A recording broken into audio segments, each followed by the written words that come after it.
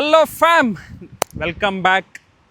ನೀವು ಚೆನ್ನಾಗಿದ್ದೀರಾ ಅಂತ ಅಂದ್ಕೊತೀನಿ. ನಾನು ಕೂಡ ಚೆನ್ನಾಗಿದ್ದೀನಿ. ಇವತ್ತು ನಾನು ರಾಮನಗರ್ ಡಿಸ್ಟ್ರಿಕ್ಟ್, ನಮ್ಮ ಕರ್ನಾಟಕದಲ್ಲಿ ರಾಮನಗರ್ ಡಿಸ್ಟ್ರಿಕ್ಟಿಂದ ನಾನು ಈ ವಿಡಿಯೋ ಮಾಡ್ತಾಯಿದ್ದೀನಿ. ಇವತ್ತಿನ ವಿಡಿಯೋ ಏನಂದರೆ ನಮ್ಮ XUV700 things to avoid and best things to buy XUV ಅಂತ ನಾನು ಈ ವಿಡಿಯೋ ಮಾಡ್ತಾಯಿದ್ದೀನಿ. ಜಸ್ಟ್ ಈ 3 months ಓನರ್ಶಿಪ್ಪಲ್ಲಿ ನಾನು ಏನೇನು ಬೆಸ್ಟ್ ಥಿಂಗ್ಸ್ ಅಂತ ನಾನು ಕನ್ಸಿಡರ್ ಮಾಡ್ತೀನಿ ಆ್ಯಂಡ್ ವರ್ಸ್ಟ್ ಥಿಂಗ್ಸ್ ಏನಕ್ಕೆ ಅವಾಯ್ಡ್ ಮಾಡಬೇಕು ಈ 25 to 30 lakhs ಕೊಟ್ಟು ಅಂತ ನಾನು ನಿಮಗೆ ಜಸ್ಟ್ ಶಾರ್ಟಾಗಿ ನಿಮಗೆ ತಿಳಿಸ್ಕೊಡ್ತೀನಿ. ಸೊ ಅದಕ್ಕೋಸ್ಕರ ಈ ವಿಡಿಯೋ ಮಾಡ್ತಾಯಿದ್ದೀನಿ. ಬನ್ನಿ ಕ್ವಿಕ್ಕಾಗಿ ಸ್ಟಾರ್ಟ್ ಮಾಡೋಣ.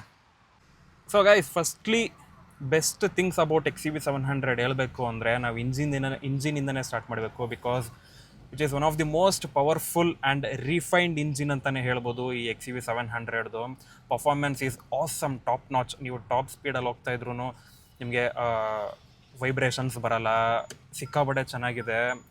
ಇನ್ ಲವ್ ವಿತ್ ಇಂಜಿನ್ ಅಂತಲೇ ಹೇಳ್ಬೋದು. ಆ್ಯಂಡ್ ಇದು 2000 cc ಇಂಜಿನ್ ಬರುತ್ತೆ.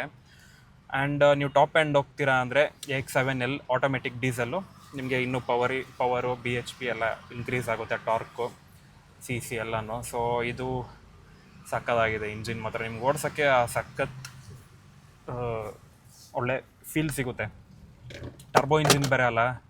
ಅರೌಂಡ್ ನಿಮ್ಗೊಂದು 100 ಸ್ಪೀಡ್ ಮೇಲೆ ಹೋದರೆ ಈ ಗಾಡಿದು ನಿಜವಾಗದ್ದು ಪವರ್ ಗೊತ್ತಾಗುತ್ತೆ. ಸಕ್ಕತ್ತಾಗಿದೆ. ಆ್ಯಂಡ್ ನೆಕ್ಸ್ಟು ಹೇಳೋದಾದರೆ ಫೀಚರ್ಸ್ ವೈಸ್ ತುಂಬ ಚೆನ್ನಾಗಿದೆ. ಎಲ್ಲ ಒಳ್ಳೊಳ್ಳೆ ಫೀಚರ್ಸ್ ಕೊಟ್ಟಿದ್ದಾರೆ.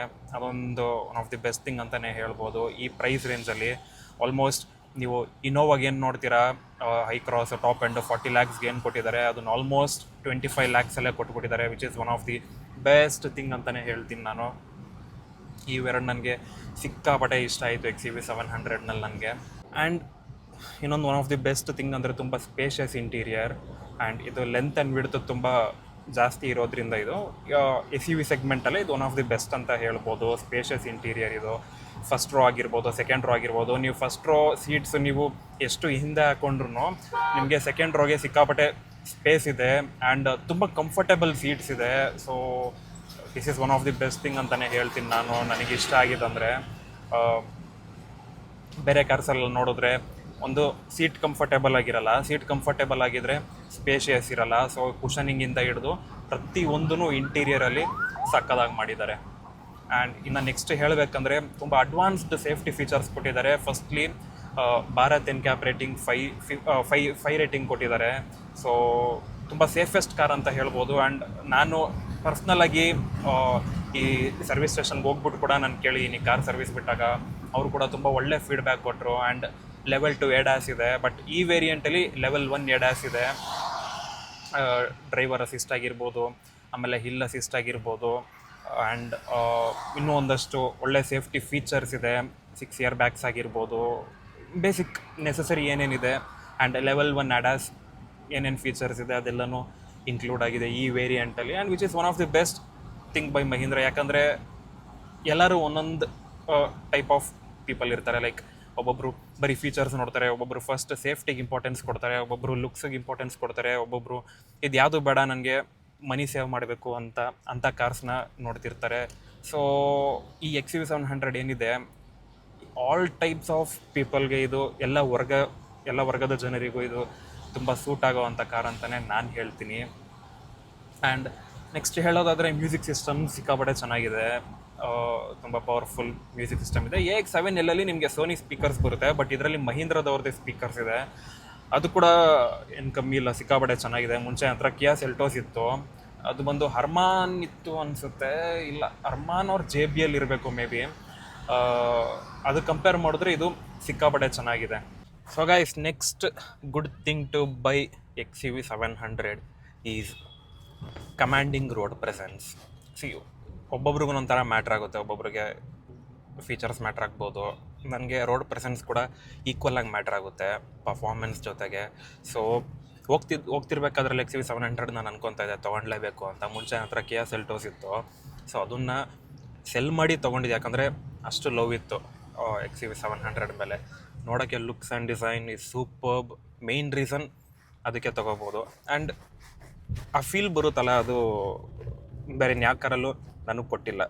ಅಂದರೆ ನಾನು ನೋಡ್ತಿದ್ದು ಬಡ್ಜೆಟಲ್ಲಿ ಇವಾಗ ಸಫಾರಿ ಆಗಿರ್ಬೋದು, ಕ್ರೆಟಾ ಆಗಿರ್ಬೋದು, ಸೆಲ್ಟೋಸ್ ಆಗಿರ್ಬೋದು, ಹ್ಯಾರಿಯರ್ ಆಗಿರ್ಬೋದು, ಎಮ್ ಜಿ ಹೆಕ್ಟಾರ್ ಆಗಿರ್ಬೋದು. ಇಷ್ಟು ಗುಡ್ ರೋಡ್ ಪ್ರೆಸೆನ್ಸ್ ನನಗೆ ಯಾವುದೂ ಕೊಡಲಿಲ್ಲ ಅಷ್ಟು ಈ ಬಡ್ಜೆಟಲ್ಲಿ.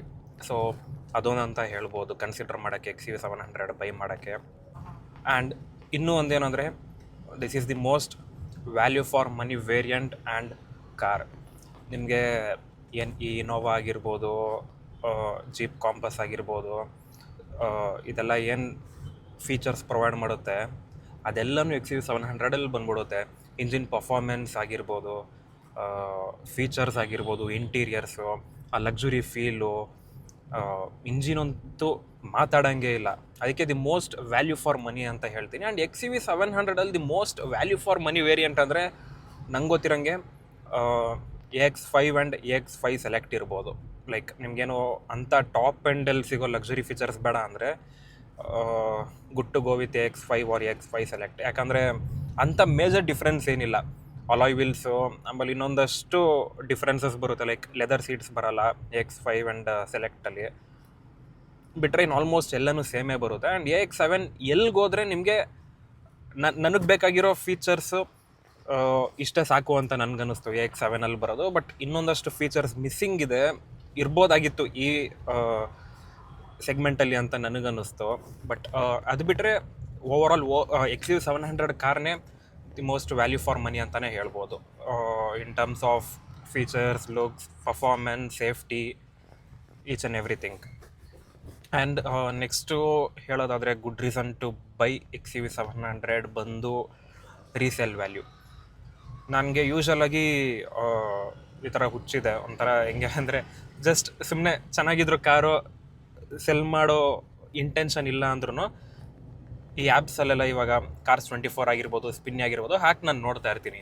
ಸೊ 3 ಮಂತ್ಸ್ ಆಯ್ತಲ್ಲ, ನಾನು ಸುಮ್ಮನೆ ಹಾಕಿ ನೋಡಿದೆ ಎಷ್ಟಕ್ಕೆ ಹೋಗ್ಬೋದು ಅಂತ. 21 lakhs ತೋರಿಸ್ತಾ ಇದೆ, ವಿಚ್ ಈಸ್ ಗುಡ್ ಆ್ಯಕ್ಚುಲಾಗಿ. ರೀಸೇಲ್ ವ್ಯಾಲ್ಯೂ ಚೆನ್ನಾಗಿದೆ ಅಂತಲೇ ಅರ್ಥ. ಅಂತ ಏನು ತುಂಬ ಡಿಪ್ರಿಸಿಯೇಷನ್ ಇಲ್ಲ, ಯಾಕಂದರೆ ತುಂಬ ಡಿಮ್ಯಾಂಡಿಂಗ್ ವೆಹಿಕಲ್ಲು, ಆಮೇಲೆ ತುಂಬ ಚೆನ್ನಾಗಿ ಓಡ್ತಿರೋ ವೆಹಿಕಲ್ ಇದು. ಅಂತ ಏನು ಇಶ್ಯೂಸ್ ಆಗಿರ್ಬೋದು, ಫಾಲ್ಟ್ಸ್ ಆಗಿರ್ಬೋದು ಏನೂ ಇಲ್ಲ. ಈ ಫೇಸ್ ಲಿಫ್ಟೇ ಬಿಡ್ದೇ ಆಲ್ಮೋಸ್ಟ್ 4 years ಆಯ್ತು ಅನಿಸುತ್ತೆ ಲಾಂಚ್ ಆಗಿ. ಇನ್ನೂ ಹಿಂಗೆ ಓಡ್ತಾ ಇದೆ ಅಂದರೆ ಅವ್ರಿಗೆ ಫೇಸ್ ಲಿಫ್ಟ್ ಮಾಡೋ ಇದಕ್ಕೂ ಬಂದಿಲ್ಲ, ಅವರು ಡಿಸಿಷನ್ಗೂ ಬಂದಿಲ್ಲ. ಜಸ್ಟ್ EV ಮಾಡಬೇಕಂತ ಇದ್ದಾರೆ ಮಹೀಂದ್ರದವ್ರು XUV700. ಸೊ ಅಲ್ಲೇ ನೋಡ್ಬೋದು ಅವರು ಫೇಸ್ ಲಿಫ್ಟ್ ಕೂಡ ಡಿಸಿಷನ್ ಮಾಡಿಲ್ಲ ಅಂದರೆ ಇನ್ನೆಷ್ಟು ಕಾನ್ಫಿಡೆಂಟ್ ಆಗಿದ್ದಾರೆ ಆ್ಯಂಡ್ ಜನ ಎಷ್ಟು ಇಷ್ಟಪಟ್ಟಿದ್ದಾರೆ ಅಂತ. ಸೊ ರೀಸೇಲ್ ವ್ಯಾಲ್ಯೂನು ಮ್ಯಾಟ್ರ್ ಆಗುತ್ತೆ. ಸೊ ಯಾರಿಗೆ ಮ್ಯಾಟ್ರ್ ಆಗುತ್ತೆ ಅಂದರೆ ರೀಸೇಲ್ ವ್ಯಾಲ್ಯೂ ತುಂಬ ಲಾಂಗ್ ಟರ್ಮ್ ತೊಗೊಂಡಿರೋರು ಖಂಡಿತ ಅಲ್ಲ. ಕೆಲವೊಬ್ರು ಇರ್ತಾರೆ ಶಾರ್ಟ್ ಟರ್ಮಿಗೆ ತೊಗೊಂಡು ಯೂಸ್ ಮಾಡಿ ಒಂದು 3, 4 or 5 years ಆ ಥರ ಯೂಸ್ ಮಾಡಿ ಸೆಲ್ ಮಾಡೋರಿಗೆ ಇದು ಗುಡ್ ಕಾರ್ ಅಂತಲೇ ಹೇಳ್ತೀನಿ ನಾನು. ಸೊ ಇಷ್ಟೂ ಬೆಸ್ಟ್ ಥಿಂಗ್ಸ್ ಅಬೌಟ್ XUV ಆಗಿತ್ತು ಬೈ ಮಾಡೋಕ್ಕೆ. ಯಾರ್ಯಾರು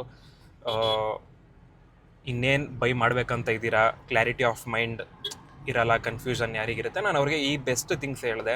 and worst things about XUV700, worst things ಅನ್ನೋದಕ್ಕಿಂತ ಏನಕ್ಕೆ ತೊಗೋಬಾರ್ದು XUV700 ಅಂತ ಹೇಳೋದಾದರೆ, first thing is mileage.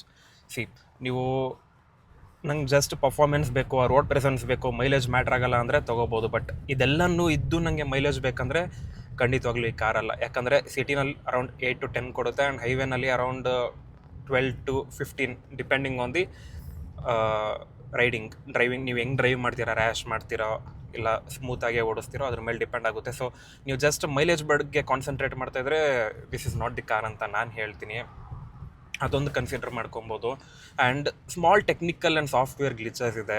For example infotainment ಸಿಸ್ಟಮಲ್ಲಿ ಅಷ್ಟು ಟಚ್ಚು ತುಂಬ ರೆಸ್ಪಾನ್ಸಿವ್ ಇಲ್ಲ, ಅಷ್ಟು ಸ್ಮೂತ್ ಇಲ್ಲ ಅಂತ ನಾನು ಹೇಳ್ತೀನಿ. ಲೈಕ್ ಸಡನ್ನಾಗಿ ಎಲ್ಲೋ ಒಂದು ಸರಿ ಸ್ವಿಚ್ ಆಫ್ ಆಗುತ್ತೆ, ಅದೊಂದು ಪ್ರಾಬ್ಲಮ್ ಇದೆ. ಆಮೇಲೆ ನನಗೊಂದು ಸರಿ ಪ್ರಾಬ್ಲಮ್ ಬಂದಿದ್ದು ಅಂದರೆ ಸೆನ್ಸರ್ ಪ್ರಾಬ್ಲಮ್ ಬಂದಿತ್ತು.